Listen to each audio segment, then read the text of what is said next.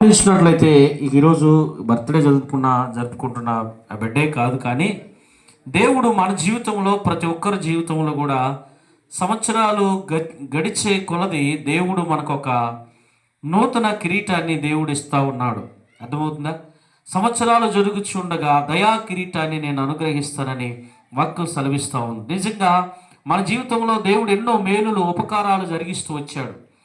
ఆ చేసిన మేలులను ఉపకారాలను ఆయన మర్చిపోక దేవునికి మనము నిత్యము కృతజ్ఞతాస్తుతులు చెల్లించే వారికి ఉండాలి. తెస్సలోనికి రాసిన పత్రికలో ఒక మాట ఉంటుంది, దేవుని సన్నిధిలో నేను ఎల్లప్పుడూ దేవునికి నేను కృతజ్ఞతాస్తుతులు చెల్లిస్తానని భక్తుడు పౌలు వారు అంటాడు.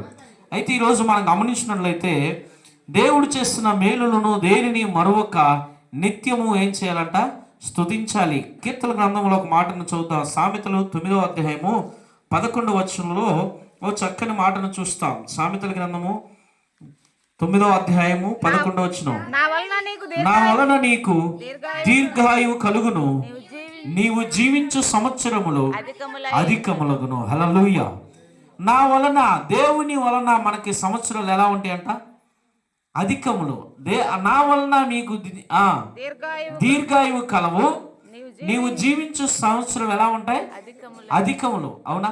దేవుడు మనకి ఎన్నో మేలులు, ఎన్నో ఉపకారాలు చేసి ఒక్కొక్కరి పట్ల ఒక్కొక్క ఆశ్చర్య కార్యం జరిగిస్తూ వచ్చాడు. ఈరోజు మనం గమనించినట్లయితే నా వల్ల నీకు దీర్ఘాయు కలుగును, నీవు జీవించు సంవత్సరములు అధికములు. దేవుడు మన జీవితంలో ఎన్నో కుటుంబాల్లో ఎన్నో ఆశ్చర్య కార్యములు, ఎన్నో అద్భుత కార్యములు, ఎన్నో బలమైన కార్యములు జరిగిస్తూ వచ్చాడు. ఈరోజు మనం గమనించినట్లయితే ఈ ఒక మరీబాబు కుమారుడు కూడా దేవుడు ఎన్నో సంవత్సరం, 2వ సంవత్సరంలోనికి దేవుడు అడుగు పెట్టడానికి దేవుడు కృప చూపించాడు. నిజంగా ఇంకను దేవుడు ఇంకా ఆయుష్ని పొడిగించాలి, ఇంకా దేవుడు బలపరచాలి, పరిచయంలో ఇంకనూ దేవుడు ఆశ్చర్య కార్యం జరిగించాలని రాత్రి మనందరం ఈ కుటుంబం కోసం ప్రార్థన చేయడానికి బద్దులమై ఉన్నాం.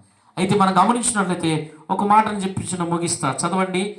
ద్వితీయోపదేశకాండము మొదటిగా ఏబు గ్రంథం 6:11 చూద్దాం. 2 వాక్యాలు చెప్పించిన ముగిస్తా. ఏబు 6:11, 36:11 చదవండి. ఏబు గ్రంథం. భక్తుడు ఒక చక్కని మాటను తెలియజేస్తారు. వారు ఆలకించి ఆయనను సేవించిన యెడల తమ దినములు ఎలా ఉంటాయంట? క్షేమముగాను తమ సంవత్సరములు సుఖముగాను. ఆలకిస్తే ఎలా ఉంటదంట? తమ దినములు క్షేమముగా, ఒకటి. రెండవది సంవత్సరములు ఎలా ఉంటాయి? సుఖంగా. ఇప్పుడు మనం అనుకుంటాం మొన్ననే పండుగ పోయింది, మళ్ళీ పండుగ వచ్చింది. అవునా కదా? మొన్ననే సంవత్సరం పుట్టినరోజు అయిపోయింది, మళ్ళీ పుట్టినరోజు వచ్చేసింది. ఆలకిస్తేనంట వారి దినములు క్షేమముగాను, వారు సంవత్సరములు అధికములుగాను వారికి దేవుడు బలమైన కార్యం జరిగిస్తాడు. పరిశుద్ధ గ్రంథంలో చాలా కిరీటాలు ఉన్నాయి. అక్షయ కిరీటం, వాడబారని కిరీటం, నిర్మల కిరీటం, అనేకమైన కిరీటాలు దేవుడు ఇచ్చాడు. మన జీవితంలో అనేకమైన ఆశ్చర్య కార్యాలు జరిగిస్తూ వచ్చాడు. ఈరోజు మనం గమనించినట్లయితే ఈ కుటుంబంలో దేవుడు చేసిన మేలును బట్టి, దేవుడిచ్చిన గొప్ప ఆశ్చర్య కార్యమును బట్టి నిజంగా దేవుని మనం స్తుతిద్దాం. చివరి మాట ద్వితీయోపదేశకాండం 11వ అధ్యాయము 12వ వచనం చదవండి, ముగిస్తా. ద్వితీయోపదేశకాండం 11:12 చదవండి త్వరగా. అది ఆకాశ వర్షజాలం, త్రాగునీరు, నీ దేవుడైన యెహోవా లక్ష్యపెట్టు దేశము, నీ దేవుడైన యెహోవా కన్నులు సంవత్సరాది మొదలుకొని సంవత్సరాంతం వరకు. నమ్మిన వారు గట్టిగా చప్పట్లు కొట్టండి. నీ దేవుడని యెహోవా కన్నులు, నీవు పుట్టినది మొదలుకొని ఈ లోకములో జీవించేంత వరకు ఆయన కన్నులు మన పైన ఉన్నాయి. ఆయన కన్నులు మన పైన లేకపోతే మనం జీవించలేమండి.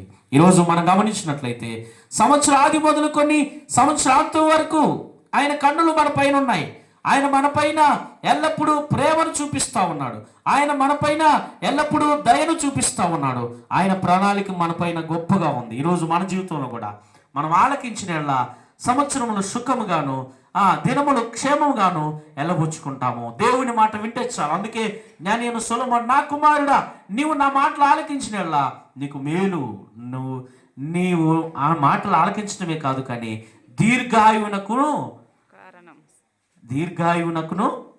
నడిపించబడతాం. ఈరోజు మన జీవితంలో కూడా మనం ఆ మాట వింటే చాలు.